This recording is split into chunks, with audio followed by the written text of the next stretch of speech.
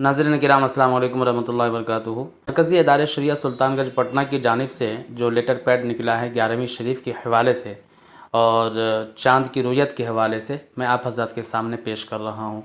11वीं शरीफ 7 नवंबर 2022 ईस्वी बरोज़ पीर है।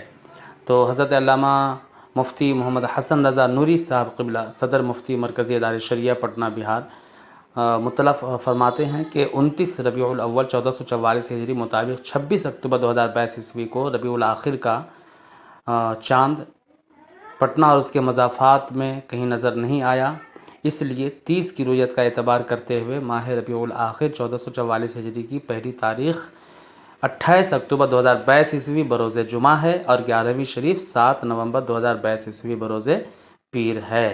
लिहाजा सोमवार को 7 नवंबर सोमवार को 11वीं शरीफ है और 6 नवंबर इतवार का दिन गुज़र कर के जो शब आएगी, जो रात आएगी, वही रात 11वीं शरीफ की रात होगी।